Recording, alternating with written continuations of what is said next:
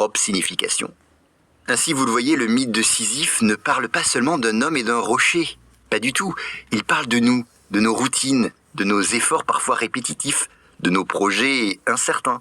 Et il nous suggère que le sens de la vie ne se trouve peut-être pas dans un but ultime, mais dans l'acte même de vivre, de lutter et d'avancer.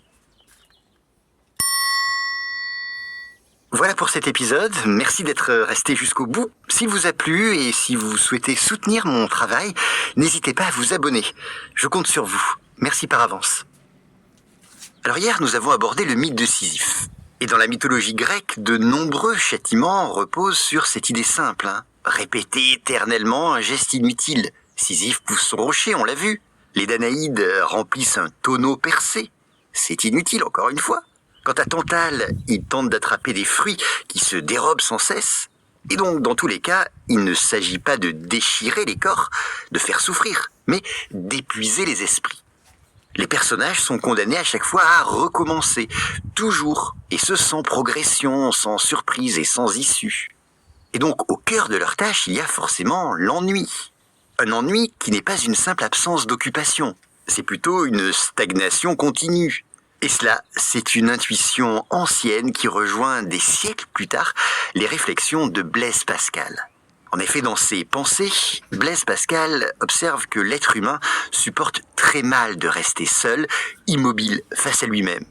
Selon lui, nous cherchons en permanence le divertissement, avec des discussions, des jeux et même du travail. Non pas parce que ces activités nous rendent fondamentalement heureux, mais parce qu'elles nous empêchent de penser à notre condition de mortel. Ainsi, quand le bruit cesse, quelque chose d'inconfortable apparaît, le sentiment du vide. Et Pascal va jusqu'à écrire que tout le malheur des hommes vient d'une seule chose, ne pas savoir demeurer en repos dans une chambre. Alors si on applique cette idée au mythe grec, Sisyphe n'est pas seulement puni par l'effort physique, il est surtout privé de distraction. Il n'a rien à attendre, il n'a rien à espérer. Chaque jour est la copie parfaite du précédent. Et c'est peut-être cela le cœur de l'enfer mythologique. Un monde sans nouveauté. Car la douleur peut s'atténuer. On peut même s'y habituer. En revanche, la monotonie, elle, use autrement. Elle ronge lentement le sens même de l'existence. Car quand plus rien ne varie, le temps cesse d'avoir une valeur.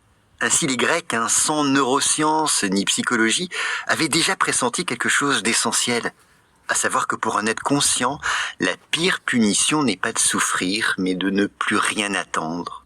Et ça entre, je trouve, grandement en résonance avec certaines expériences modernes, avec nos vies remplies de tâches répétitives, de journées interchangeables, avec l'impression de tourner en rond, malgré parfois une intense activité. Voilà, donc derrière le rocher de Sisyphe se cache peut-être une vérité plus profonde encore. L'enfer n'est pas fait de flammes, il est fait de jours identiques, de gestes sans horizon, en fait, d'un ennui sans fin.